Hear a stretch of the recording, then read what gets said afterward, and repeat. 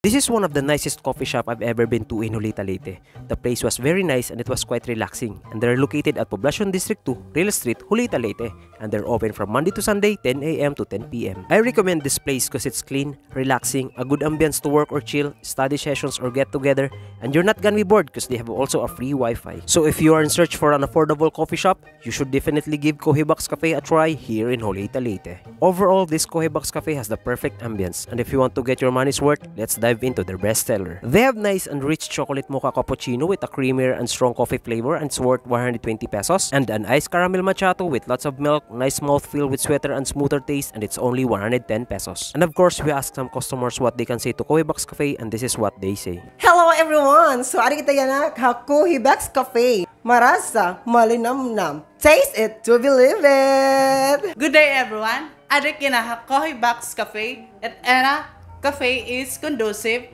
nganin damo nga mga paralito nit adi. Pakadina, ano pa matiginulat? Nag-o-offer kami nga dihin marasa, barato, affordable para mga estudyante, hangat tanan nga mga mulupyon, hulita or ha iba pa man nga barangay. Ano pati ginuhulat? Barato na, marasa pa, sakob na. Good day everyone! Nandito ako ngayon sa Cohibox Cafe. Actually, isa ako sa owner ng Cohibox Cafe. I'm inviting everyone to visit us here in Julita Leyte.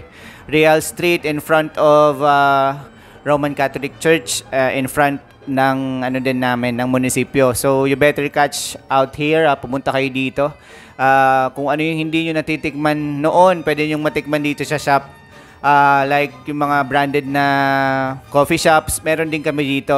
Number one bestseller namin dito is caramel macchiato, iced caramel macchiato, hot caramel macchiato, at saka bestseller din namin yung mga frappuccinos namin. Bestseller caramel macchiato, caramel frappuccino blended coffee, mocha frappuccino blended coffee, caramel frappuccino blended cream. Yung mga naririnig yung drinks na possible na gusto nyo, meron kami dito. Meron din kami mga food dito, pwede nyo rin i-try. We have waffle, plain waffle, waffle with bacon, waffle with cheese, waffle with ham, and meron din kami sandwiches and cookies. So, we are open from 10 a.m. to 10 p.m. Pwede-serve din kami ng beer sa gabi. So, sa gabi, if you need a place na to chill out, pwede dito. And free wifi kami dito. Kung gusto niyo mag-aral dito, magdamag until 10 p.m. Di ba magdamag, 10 p.m.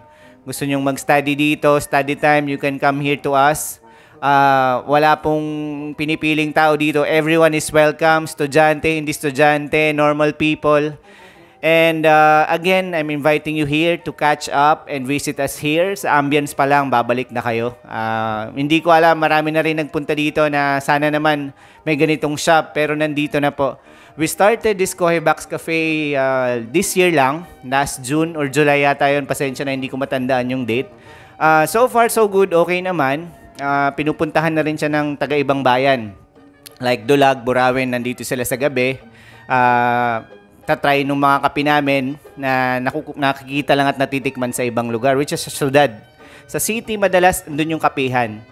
Sa kagustuhan kong matikman ng taga dito sa amin, kaya po ako nagtayo ng Cohibox Cafe. Thank you. Thank you Sir Romaldis Judmaat of Cohibox Cafe. That's it for today's video. Follow for more.